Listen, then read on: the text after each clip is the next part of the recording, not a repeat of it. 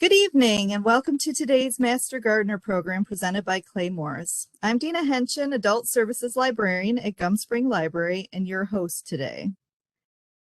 Please feel free to send me your comments and questions in the chat box.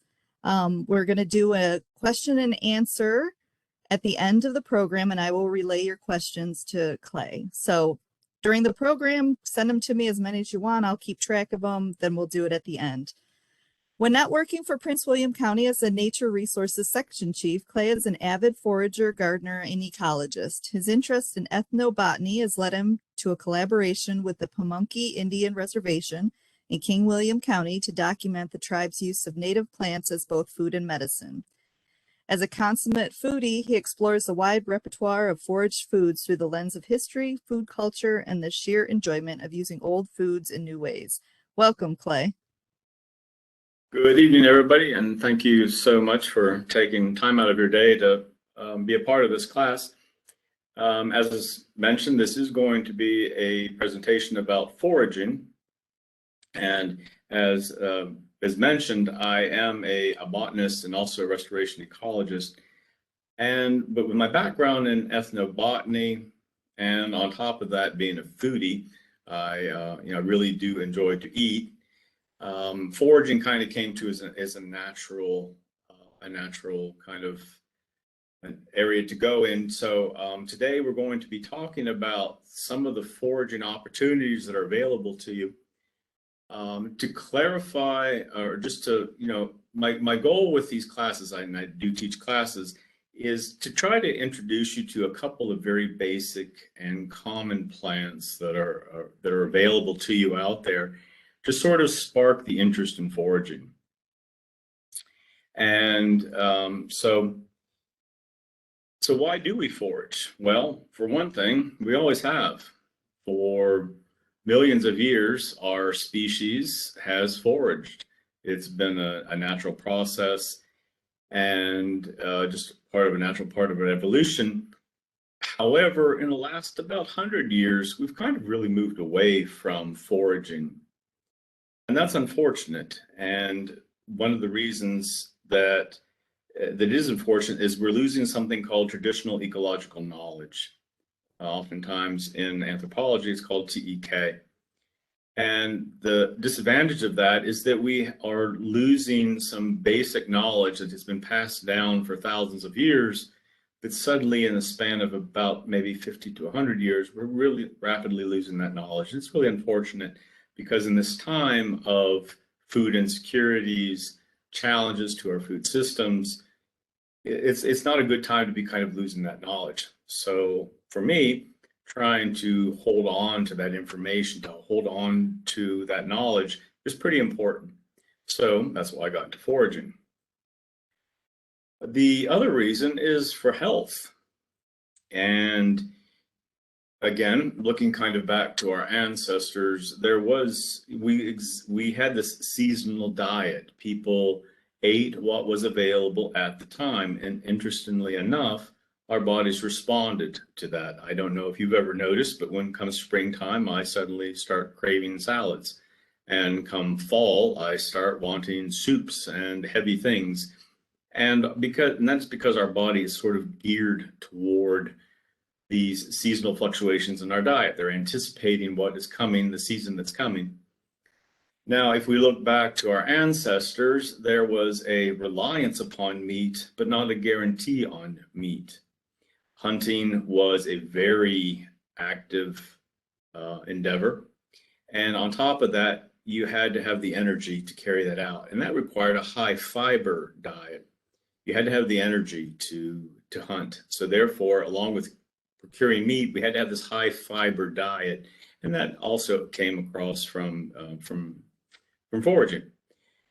Now, there's been really interesting information and some research in terms of our intestinal microbiome, and what has been found is that those populations that really rely upon a foraged diet have a much more diverse intestinal microbiome. We have a wide variety of bacteria within our intestinal systems that are important for helping us break down foods. And the more diverse that community is, the healthier we are. Now, the problem with particularly with the Western diet predisposition, is that we tend to eat a lot of processed foods and a very limited diet, and therefore that sort of limits the intestinal microbiome that we currently have. The problem with that is that then we also have a predisposition for heart disease, diabetes, and other health issues that, with a more diverse intestinal microbiome, could actually be dealt with. So again, sort of that higher diversity brought about by eating a more diverse food group through foraging, then maybe would be healthy. The other reason is there are 4,000 edible plants in the US alone. Now, edible versus palatable is a topic of conversation.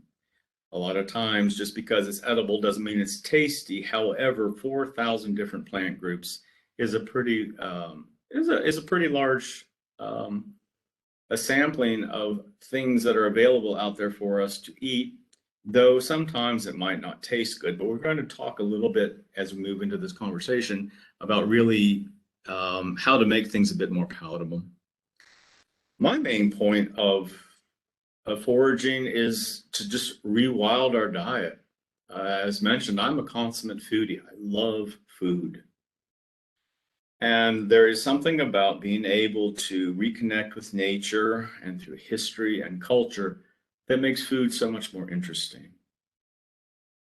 And when we start learning about all these new plants, and they're not unfamiliar plants, they're plants that are growing in your backyard right now and in the fields and the forest. You're very familiar with these plants, but you've just never thought to try them. But there's something about that, learning about these and introducing them to our diet, that is a very exciting thing. The next thing would be food security. I don't know if you've been in the grocery store lately, but there are things missing on our shelves. There are foods that are not available to us right now. Now, a lot of these foods are imported to us, which, okay, so we can do without those, but there are foods in our backyard that are actually available and accessible to us. So let's explore those and let's try those new foods. The next thing is, let's really broaden our palate. And I've realized that the foods that we are trying, the foods that we are foraging, really don't taste like something else. The point is that let's try these foods, try these new flavors. One of the greatest compliments I ever received in one of my classes was by a chef who said, "I've been cooking for 20 years. You've introduced flavors to me that I have never experienced before." And that's something really kind of important to think about when it comes to foraging. And lastly, it's fun. It's let's get out there and let's try new foods, let's try new things. And there's just the very act of going out and picking something out of your yard and crafting it into this wonderful and delicious flavor that's an important thing that's kind of missing in our diet right now. And also culturally, as I had mentioned, we have been foraging for millions of years. This is just part of our culture. This is part of our evolution. Now, if we look back just across cultural boundaries, for instance, the Japanese have a word called sansei. So in the spring, now sansei means being good to eat. So in the spring, there are all these wonderful vegetables coming up that are available to eat, but they're growing wildly. Have you ever grown a hosta? I'm a huge hosta fan. I love them in my gardens, but did you know that they are edible? And there are a lot of other vegetables out there that just come up in the springtime that the Japanese go out and they eat. And this is just a part of their culture. The Greeks have a word called horta, and translation, familiar plants that are eaten. I guess that's maybe a fancy word for weed. The Italians call it piante spontanee and erbe salvice, and they basically translate to spontaneous plants. and the Latin Americans have quelites. And these, again, are just fancy words for weeds. So if you look at the top left, that is a modern depiction of vegetables, root vegetables, and herbaceous vegetables that are available from Japan. And you'll see the hostas in the middle there. You'll see bamboo shoots. You'll see a lot of other vegetables that are, again, weeds in parentheses, that are available to eat. And then also in the lower right, you'll see a woodblock print. This is Italian. These are plants that are weeds, again in parentheses, that are available to eat in the springtime. And so these are very cultural. This has been passed on for generation to generation. People learn these, they go out and they eat them, and it's a common part of a diet. Unfortunately, again, particularly for us as Americans, we've kind of moved away from that.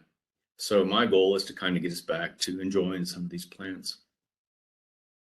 Now, there are some basics to foraging, and the most important is stay safe. And it all boils down to identification, identification, identification. Be absolutely certain that you know what you're gathering and what you're eating. So a lot of my presentation today is going to be talking about different plants and different vegetables that are available to you, but they're going to be plants that you're going to be very familiar with. And that's kind of my goal. The best thing to do is start out with things that are very familiar to you. And then as you learn them, as your identification skills increase, then you can kind of explore further. But today we're going to talk about some pretty basic vegetables, some herbs, some plants that are out there, so that you can kind of start on this voyage. There's a couple of really good books out there. One of them is The Edible Wild Plants, and this is part of the Peterson Field Guide series. This is a very popular, common series. They have basically field guides on everything from birds to edible plants. The next thing to really kind of pay attention to is location, location, location. So you're going to be out there, you're going to be collecting plants. One thing to know about plants is that they're bioaccumulators. And by that means is where they grow, they tend to uptake and incorporate things in which they are growing. So your cautionary measure is don't be picking something that is growing alongside the favorite sidewalk in which everybody walks their dog. Don't be growing or don't be harvesting something in an area, an industrial waste site. Don't be harvesting things that are growing in a stormwater pond, because these plants are all growing very happily, but at the same time they are uptaking some potential things that are within that soil. So you do want to really be kind of conscious and of where these things are. As part of the venturing into foraging, start simple. Don't try to get too exotic. Don't try to go too far too fast. And so we're going to talk about condiments and sort of some pantry staples. And that's really kind of important, because you want to grow, you want to experiment, you want to learn, you want to grow comfortable with these various things. So the best way to do that is in very simple ways. And the second part is have an open mind. These are going to be new flavors. These are going to be things that you have never tried before, you've never experienced before. The goal is not for them to taste like something that you're familiar with. The goal is to try and something to go, that's different. Gee, that's even maybe a little weird. But be willing to try that and experiment with it. So in the pictures here, on the top left is an entire bucket of garlic mustard. Garlic mustard is a highly invasive species. I have a whole bunch of it in my yard, and so it seemed an appropriate plant to harvest. And so what I did with the garlic mustard, if you look in the lower left then, is I separated the two. So in the bottom in that bowl there is the garlic mustard root. Now, garlic mustard is probably one of the most aptly named plants that there is, because it is both garlicky and mustardy. And so you get those very strong qualities. So what do we do with that? So then if we look at the right, there's 3 different variations that I've made with the garlic mustard. On the left is the root, and I've shredded that and basically just started in a ferment. And it is a very, very reasonable facsimile to a horseradish, quite strong, quite pungent, very tasty. In the middle, I've taken just the greens and I've done a lacto-fermentation. So lacto-fermentation basically means that I have mixed a bit of salt with it, started a fermentation. And so that is, the garlic has mellowed. And so what I'll do is I'll take a teaspoon of that or maybe a tablespoon and I'll add it to a pot of soup or something. And it gives a very unique and nice quality to it.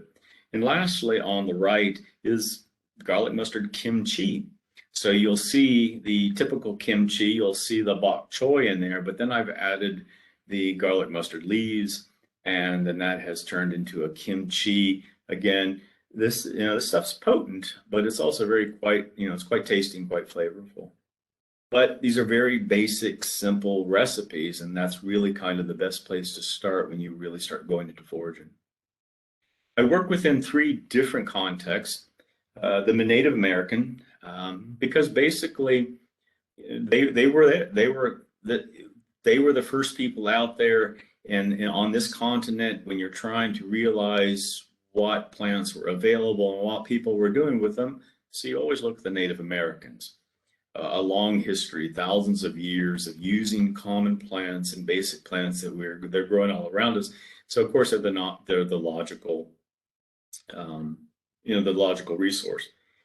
Also with the Civil War, here we are in Virginia and within the South, and there was a lot of, we're going to explore in a little bit, there was a lot of interest, particularly during the Civil War, about the available plants that were out there, that are available to both the civilians and to the medical personnel during the Civil War.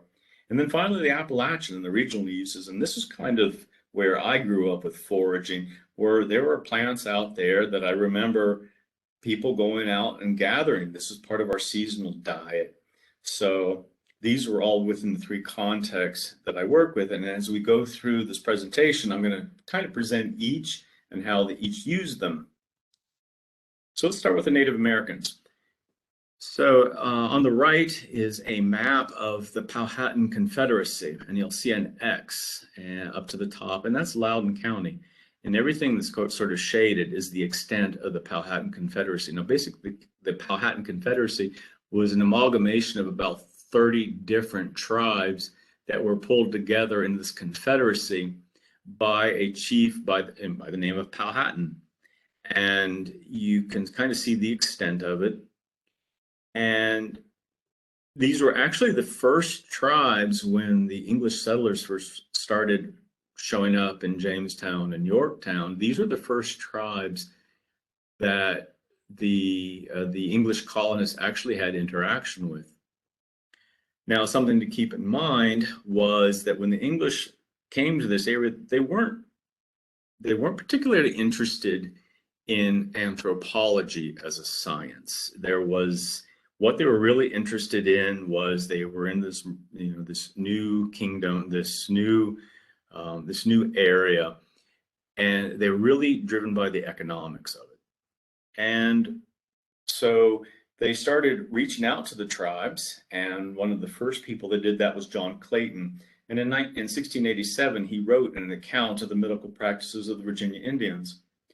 And so he would talk to the various tribes throughout the Confederacy, and he would note how they used particular plants because they were very interested in these plants. They wanted to know what sort of medicines were available. The problem is that anthropology was not a defined science at that time, and there was a particular bias by the English in that they really weren't interested in these tribes. They weren't interested in knowing their names. They weren't interested in how they defined themselves. All they were really interested in was the economic benefit and value that they could get from the knowledge that these natives had. So the term that John Clayton consistently used as he explored this entire area was savages. The savages used this plant in such a way, and the savages used this plant in another way, which is unfortunate because it kind of, it's very difficult to understand then what each particular tribe and how they used each plant.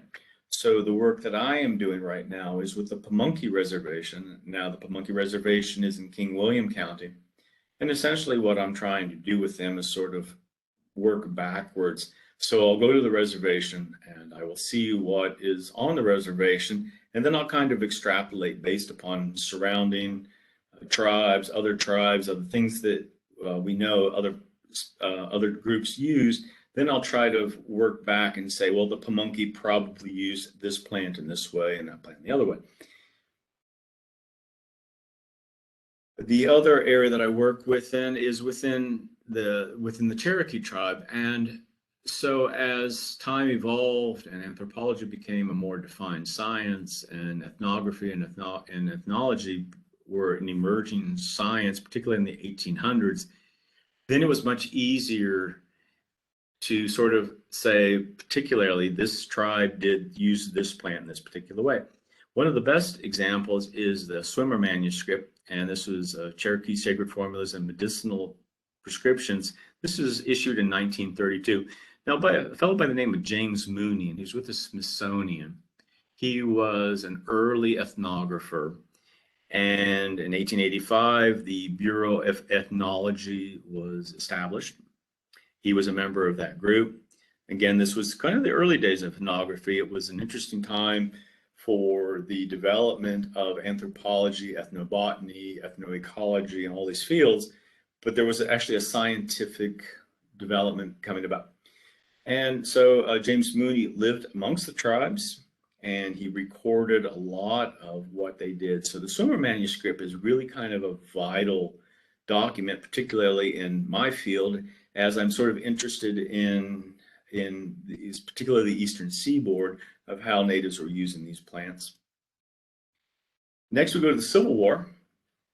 This fellow on the right is Francis Pyre Porcher, and he was a brilliant fellow. He was absolutely amazing. The more that I learn about this man, the more I'm impressed with him. But in 1847, he graduated from the College of the State of South Carolina. So that, kind of lets you know that as the Civil War was coming about, that what side he was on. Prior to the Civil War, he wrote several treatises on the materia medica. It's a fancy word for pharmacology of indigenous plants. So there had been a lot of work. The nation was young. We're about 100 years into our founding. So there was a lot of interest in what plants were out there that were useful for medicines. Now, during the Civil War, the blockade came, and the challenge of this was, so the North had the ability to manufacture, and the South had all of the materials, the raw materials. So when the blockade came, there was suddenly a problem with having any available medicines. So a Confederate surgeon by the name of General Samuel Preston Moore reached out to Francis Porcher and said, we really need you to explore and look into the plants that are available to the Southerners, and create a manual that. And it's interesting. It was for field surgeons, but it was also for people that living in the South, to come up with medicines, to come up with foods, to come up with homeopathic medicines that would help get you through the war. So Dr. Porcher created resources of the southern fields and forests, medical, economical, and agricultural being, also a medical botany of the Confederate States with practical information of the useful properties in trees, plants, and shrubs. Of course, one of those lovely sort of short, distinct, easy titles that when we get from the mid-1800s. The really marvel about this manual was that he talked about 400 plant species. And this is also rather humbling, is that he cites over 81 books and journals from 1667 through 1858. And folks, Google did not exist. This man had these books in hand and these journals in hand, and he read each one and he cross-referenced them. And it's truly an astounding feat about how he was able to how he was able to do this. And the other fun thing that I've really kind of noticed as I was looking through the book today was that he cites French and Italian and Spanish and Latin sources, but he cites them in the native language. He doesn't volunteer to translate them, which kind of tells you, oh, people already knew what this said. It's pretty astounding. So Dr. Porcher kind of focused really on 5 topics. Now remember, this is really kind of geared toward field surgeons and field hospitals, and for surgeons and medical personnel to be able to find access to substitutes for or medicines that were common and for issues related to the war. Now, number 1, dysentery. And I don't know if you've ever heard the statistics when it comes to the Civil War, but dysentery probably killed as many, or if not more people, soldiers during the war than actual battlefield wounds. Next was malaria. Malaria, particularly in the South, was a common disease, quite prevalent. So there was a need to find substitutes for or medicines to treat malaria. Next was morphine, a lot of pain in the battlefield, so morphine substitutes. The next was food. There was, it was wartime and supply chains were limited, so therefore you had to find food. Now, the most fascinating thing was at least a quarter of the book is donated to, or is devoted to, alcohol production and caffeine substitutes. And I found this interesting, but not surprising, because, well, this is wartime. So as long as you have medicine, but you also have something to kind of get you through war, so let's have some alcohol, let's have some caffeine. The next context is Appalachia, and it goes kind of hand in hand with the Civil War and also with the Native Americans, because this has been a transmission of knowledge across hundreds of years of our history. So Appalachia makes sense. So the Appalachian Mountains basically go from New York to Georgia. Within that area, there are 345 edible species in 77 different families. Some of the most common are the mustards, the oaks, the roses, and the lilies. And we have a couple examples there off to the right. We have chicory and wild mustards and watercress. Now, the reason that foraged foods were so important to the Appalachians and to that culture was the people were living on a subsistence diet. Before there was frozen foods or there were supermarkets, everything you ate was either dried, smoked, cured, or pickled. And let me tell you, come March, your liver was screaming for something fresh and green. So there was this very important need. There was this drive to really get these fresh vegetables, these fresh greens, these tonic herbs into your system to kind of balance out your system and to kind of keep you healthy.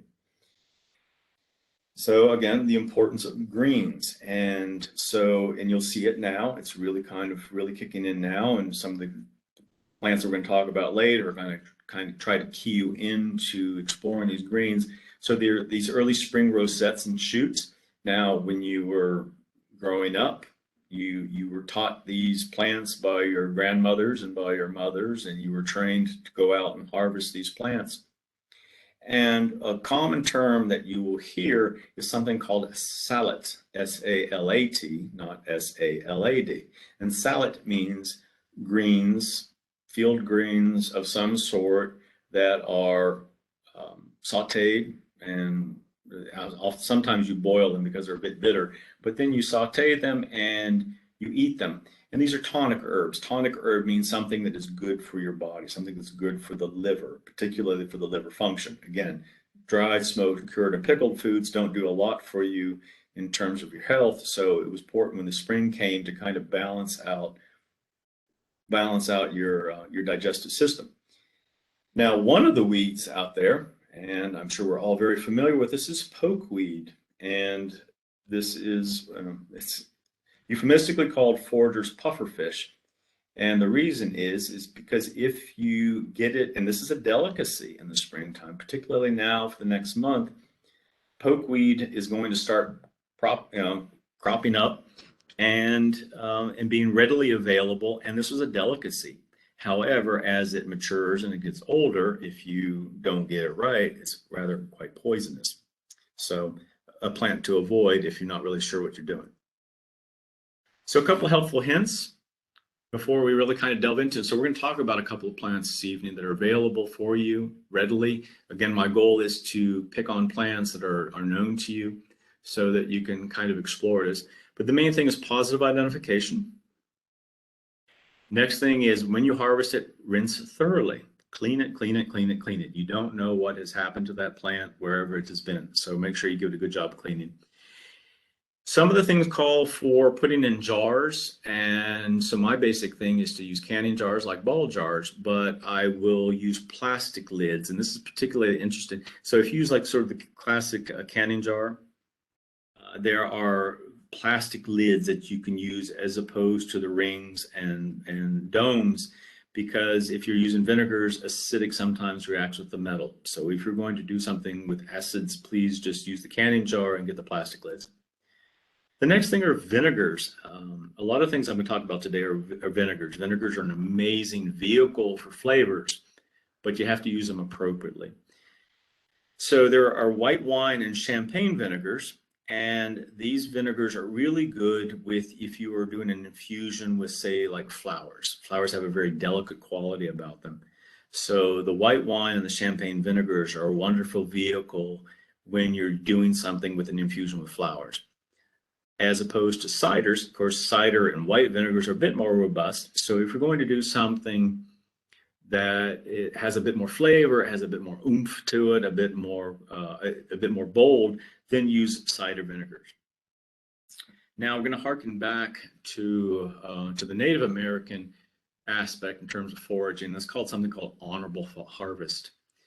And this makes kind of sense because we have to sustain what we're doing. So never take the first and never take the last. Only take what you need. Never take more than half. Never waste. Use respectfully and share. And all of this kind of speaks to the mindset the Native Americans have when it comes to their relationship with plants. They don't just see them as a resource, but they see them as something that they have a relationship with. And this is very helpful in kind of thinking about the mindset that Native Americans would have. Okay, so let's delve into some of the plants we're going to talk about today. And the first one, this is my favorite, the most useful plant that there is out there in my mind, and unfortunately the most maligned in terms of the suburbia mindset, and this is Dandelion, Taraxacum officinale. And if we just look at how the Native Americans used it, sedatives, love medicine, orthopedic, pulmonary, urinary, toothache, analgesic, blood medicine, dermatological, emetic, and kidney aid, they used it for everything. And they were really onto something, because now if you look into homeopathic medicine and dandelions, a lot of these plants are the same. These same uses are available in the homeopathic idea. Now, if we look into the Civil War, the root is deobstruent, cathartic, and diuretic. And we got to remember, during the Civil War, we were kind of on the cusp of modern medicine, but at the same time, they're sort of hearkening back to the Renaissance and the medieval ages, where a lot of the ideas about medicine. So deobstruent means basically a plant that will open up whores and ducks, and they were onto something here, because basically what the obstruent meant was that it got the liver functioning. It opened up the bile ducts within the liver. And you still see today that dandelions are useful for liver function. Cathartic meant it calmed you down. Diuretic mean that it removed excess moisture from your system. But again, they recognized both in the Native Americans and during the Civil War that it was important for the liver function. And you still see that today. The other thing was a coffee substitute. And we're going to talk a little bit about how to make dandelion coffee. For the Appalachians, looked green and salad. It was one of those tonic herbs. It was one of those plants that was available to kind of get the liver going. And they also recognized it as a coffee substitute. So how to make dandelion coffee? Now, coffee is a stretch of the term. It was coffee, I realized, was something that if it was bitter, then therefore it was a coffee. More likely, the way that it was prepared was something called a tea. It was a dandelion tea, which again is available. If you really want to be a food snob, the only true tea is something made with camellia. But if you infuse roots, flowers, leaves of something other than camellia, then it's called a tisane. But anyway, that's just to be a bit snobbish. But anyway, to make dandelion coffee, you're going to collect and wash the roots. Can be a bit of a work. Then you're going to put it in a food processor. I love my Cuisinart. So you throw it in there and you grind it up till it's about the size of brown rice. Put it onto a baking dish, baking sheet, and put it in the oven for about 350 degrees. And remove it just as the smoke starts to rise. You'll see little bits of whiffs of smoke kind of come off of it. It'll turn this lovely chocolate brown. And you'll see a bit of the smoke coming off of it. And then you're getting close. And then if you want to use it, just fill a tea ball full of, for each large mug. Or my favorite way to do it is my standard size French press, put about 3 heaping tablespoons, pour some hot water and steep it for about 10 or 15 minutes. It does take a bit longer. Just a thing about, to note about these recipes, that these are going to be available. So don't worry about writing everything down. This will be available to you. So, don't worry too much about not writing everything down right now. The next thing is dandelion vinegar. And so dandelion, something to think about a dandelion is as an aster. So essentially within one dandelion head, there are hundreds of flowers. That's the aster, lots and lots of flowers. And with each one of those flowers is a little bit of nectar. And you're not going to notice that so much if you just look at a dandelion. Even if you were to taste it, you're not going to pick up on that nectar. However, when you take those flowers and you put them in with a bit of white wine vinegar, then that nectar is going to infuse into the vinegar, and you're going to get this lovely mellow flavor of vinegar. So dandelion vinegar, so let's gather up all the flower heads.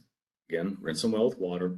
So you're going to, whatever size container, pint, gallon, quart, who knows, whatever size you're going to use, fill it half full, and then fill the rest with white wine vinegar.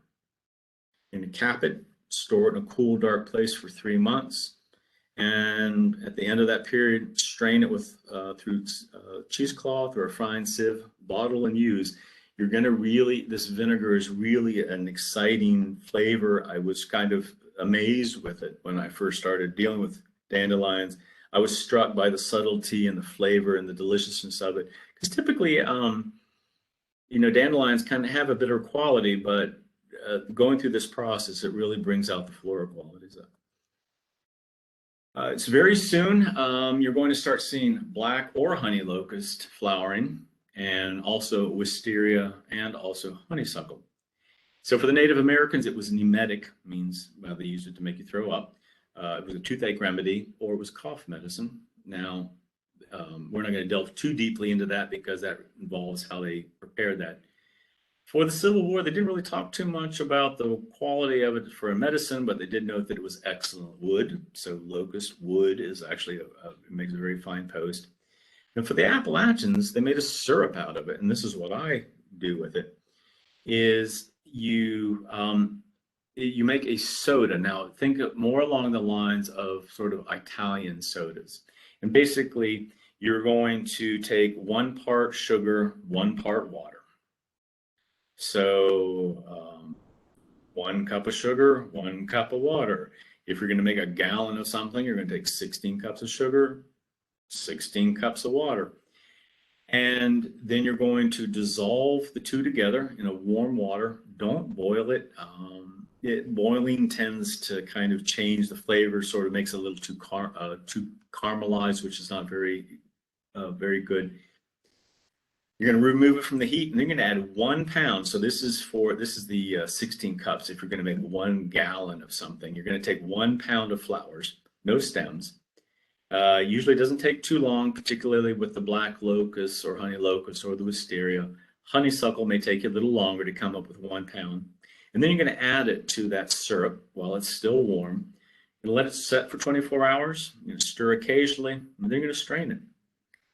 And so we're going to then, when it's all done, you're going to take 1 jigger, typical, kind of a bartender's jigger, and you're going to put it in 12 ounces. I like to think of the red Solo cup as being 12 ounces, a little bit of ice, and then add some carbonated soda. Stick the straw in there, blow it up, make some bubbles, and it makes a really delightful kind of soda. Next is the wild or field onion or garlic, and this time we're talking about Allium vineale. And for the Native Americans, it was carminative, cathartic, diuretic. It was an ear medicine, expectorant, kidney, and anthelmintic. Carminative, apparently, I guess flatulence was quite a problem, so they used this to address that issue. Cathartic calmed you down, diuretic,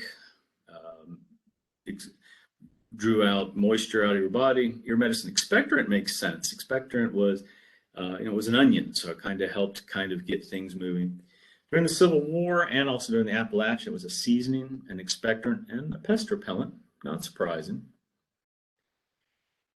One of my favorite things to do with wild garlic is oil. Make a lovely oil.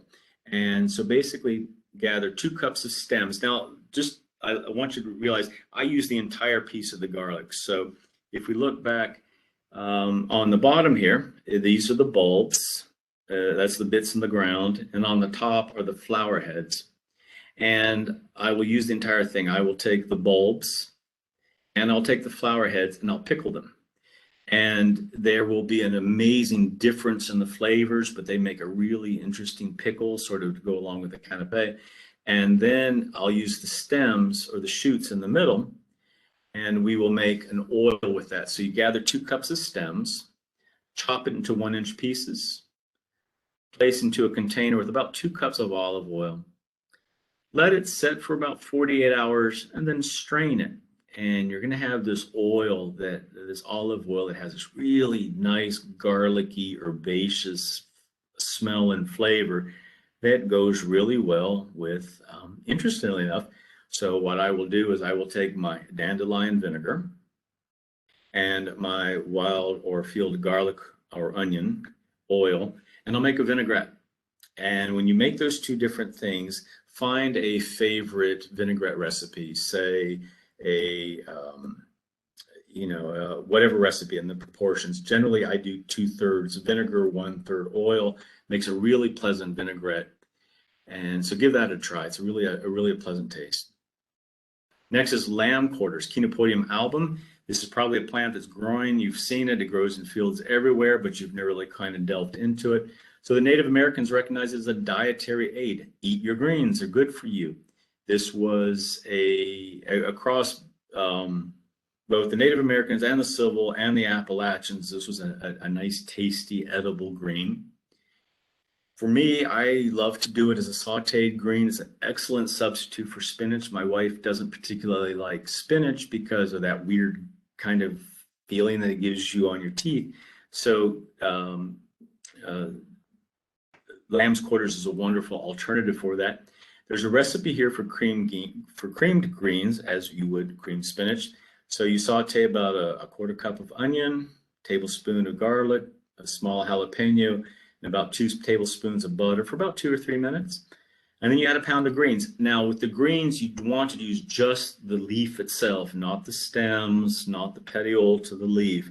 So that can be a little labor intensive to get 1 pound of it, but it's worth it. And you just kind of cook it low over heat for about 20 minutes. Quite tasty. Plantago Plantain, Plantago major, growing in your yard right now, I guarantee it.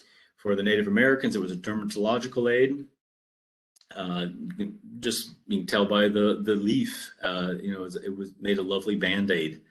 It was common poultice, and they would, so if you had a rash or a burn or a bee sting or something, these leaves were very good at sort of drawing out that heat and that discomfort.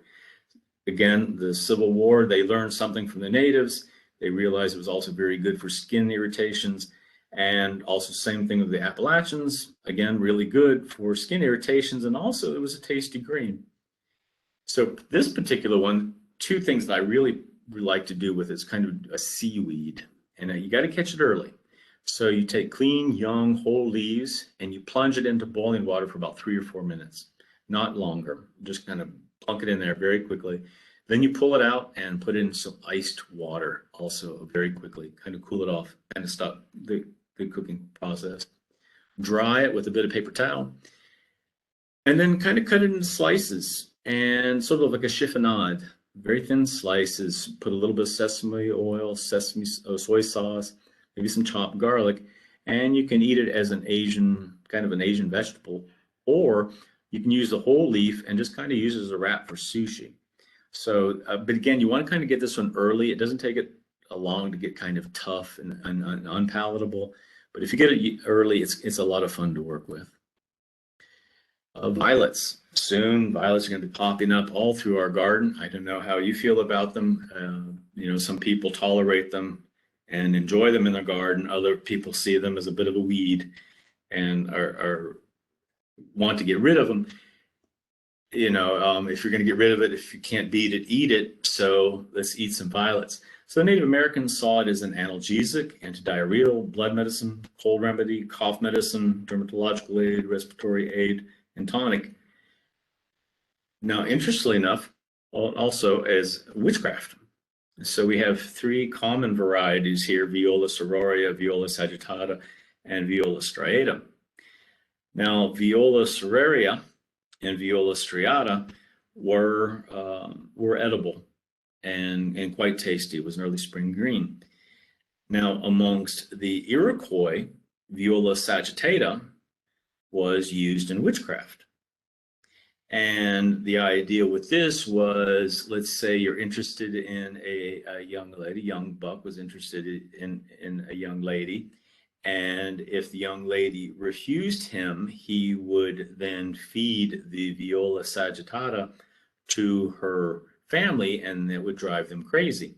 A little bit of revenge medicine, interestingly enough, because I'm not sure, and it's not very clear what happened if you confuse the two. I mean, Viola sororia was a perfectly edible vegetable. Viola sagittaria is going to drive somebody crazy. I don't know what happened if you got the two confused. But anyway, violets are a nice plant, a pretty plant that we can eat. Now, during the Civil War, Porcher talks about them as being very useful medicinally.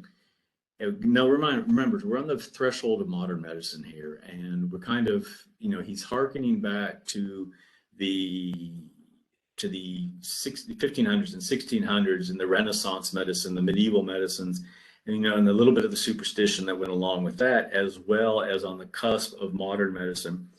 So you still have a lot of language that is always very interesting to read. One of the terms is rebellious bilious fever. What did that mean? One of my favorites when it came to violets was eruptive disorders. Now, I'm sorry, that just sounds odd. Okay, great. That does not sound pleasant. And then you read a little bit further into what violets were good for, and they were good for eruptive disorders, particularly Crustia lutea. And that just, that's even sounded even grosser. But basically what Crustia lutea was cradle cap. And that was, you know, if you had a baby, sometimes they get an excess of oil around their scalps. And so a solution of violets and poultice of violets was very good for dealing with that. But in the meantime, you know, it's a real adventure when you start kind of looking into these Civil War medicines. But again, violets are really good for sort of skin disorders. The Appalachians recognize. Excuse me, Clay. I'm sorry? Sorry, excuse me, Clay. I just wanted to let you know we have about 10 minutes, but then if you want to, we can go over a little bit. So Okay. you can keep talking, and then we can maybe do the Q&A in another 5 to 7 minutes, maybe. Sounds good. Yeah, I'll be wrapping it up shortly. Thank you. Okay, thank you. So the Appalachians recognized as a cooked grain, and they would take the leaves and boil them for about 10 or 15 minutes. And remember that idea of salat, S-A-L-A-T, a nice kind of vegetable. Next is going to be milkweed, Asclepias syriaca. For the Native Americans, it was analgesic. It was a dermatological aid, kidney aid, and laxative.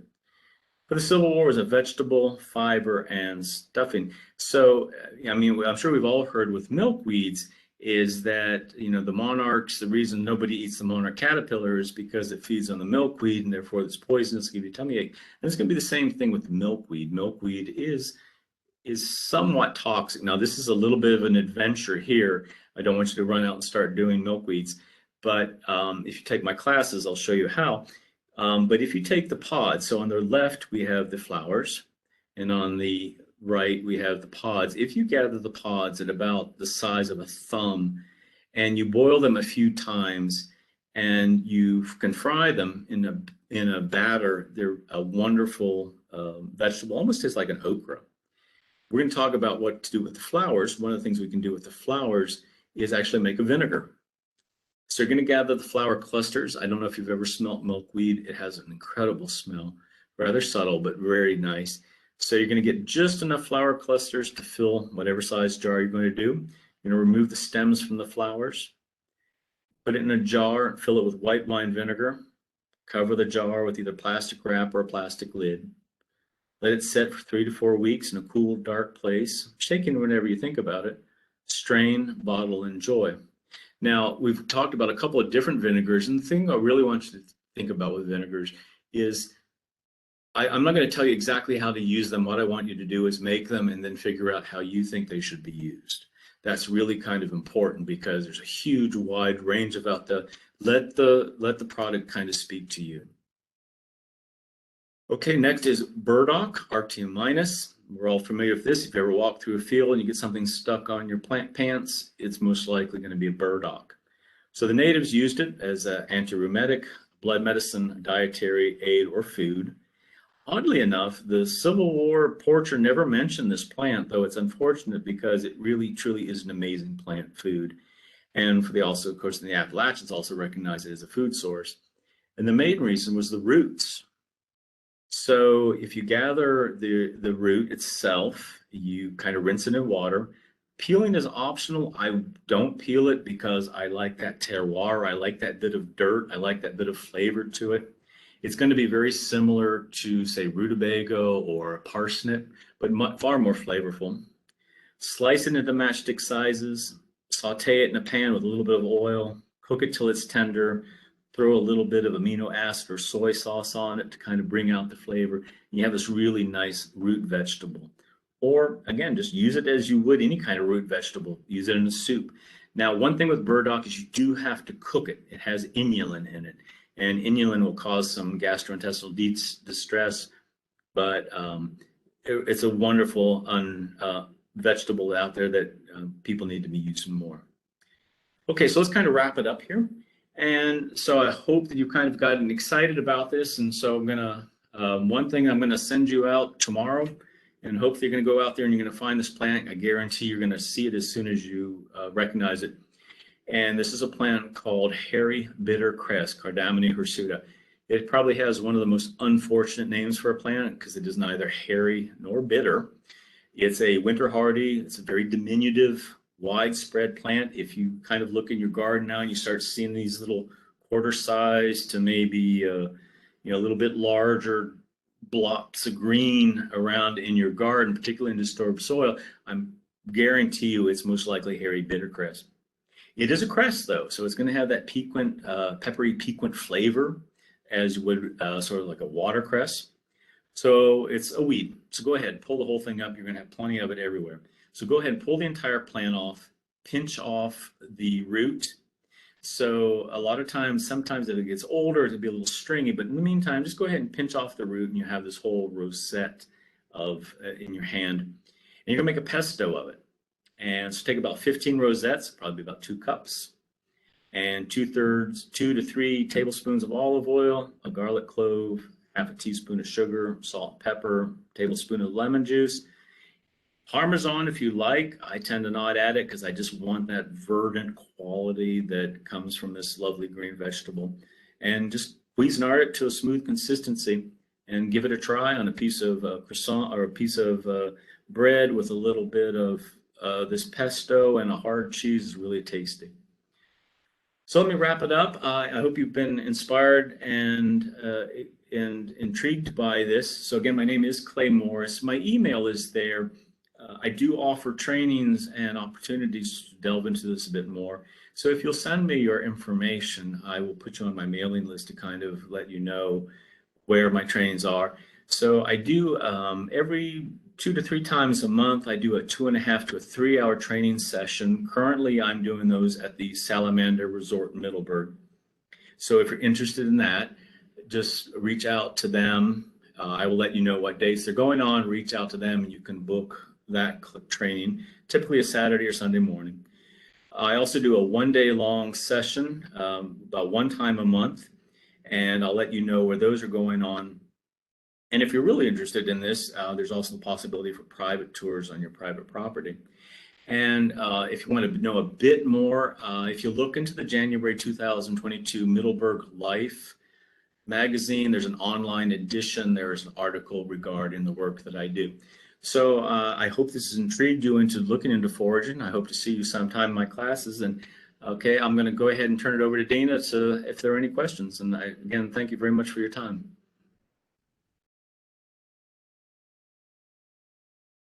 We do have some questions. Let me get started. Somebody said, these are great recipes. What is the shelf life, and will recipes come with recommended storage? The vinegars are will last forever. And the pestos, a lot of particularly the pestos are good for a couple of weeks. I don't recommend any sort of preservatives.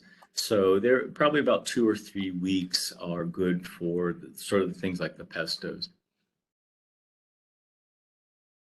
Okay. Somebody wanted to share that they had made dandelion and violet jelly a couple years ago at the beginning of the pandemic, and it worked great. And she finds herself afraid to actually dive in and eat the green. She said, I guess I need to get over it and ID the stuff and try it. Thanks. Absolutely. I thought I would share that. Yeah, absolutely. With the dandelions, yeah, you got to get them early. They are a bit bitter. One way to kind of counter the bitter with a lot of these greens is that everybody will kind of boil them a couple of times and change the water because yes, they almost all of them are rather bitter. So a couple of boil rinses in boiling water and then a saute usually kind of takes care of that bitter quality.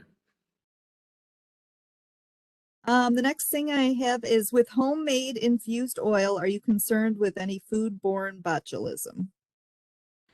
No, as long as you do a really good job of cleaning them. Botulism is typically born more from a protein. Botulism typically is more of it comes along with, and there's a sort of a protein. So since we are just dealing with a vegetal quality, something, as long as they're very well cleaned and you've removed any sort of organic that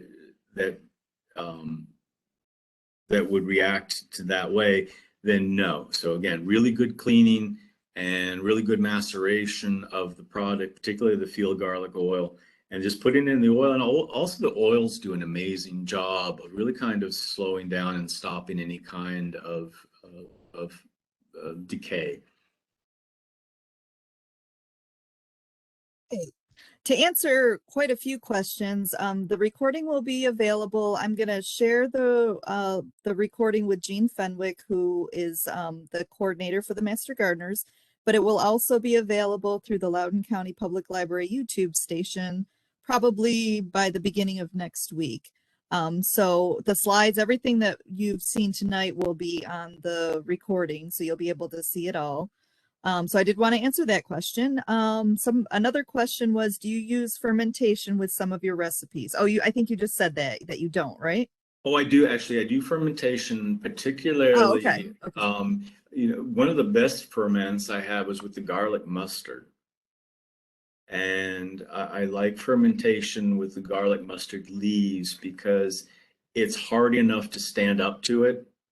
Fermentation is all about the product that you add and the product that you're using. What I really find with the garlic mustard was a wonderful surprise is just this wonderful savory quality that came about from the fermentation. So I use a lacto-fermentation, so of course I'm using salt. And so that definitely fermentation with the greens is a very nice way, particularly with garlic mustard or some of those more robust green vegetables. The next question is, any suggestions for getting specific plants like plantain leaves or burdock? Should I purchase seeds and grow these plants? They're everywhere.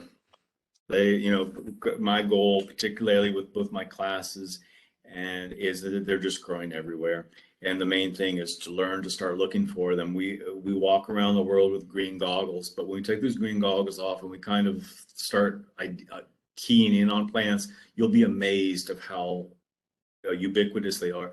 A particular instance is going to be the hairy bittercress. I promise you, when you walk out tomorrow into your yard, into your garden, you're going to see this plant everywhere.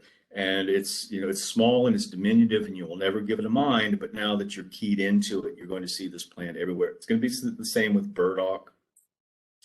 So just give yourself time, or also, kind of search around and find some sources for it. But they are rather ubiquitous. So if you're more than welcome to plant them, but if you have the place to do it, I'm sure they'll take quite well. But in the meantime, kind of look around for them. I guarantee you'll find them.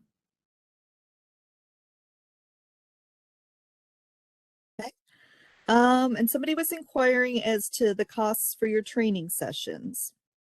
So currently for the salamander courses, and so that's with the Salamander Resort, they are $75 for 2.5 to 3 hour session. And what we do is we walk around.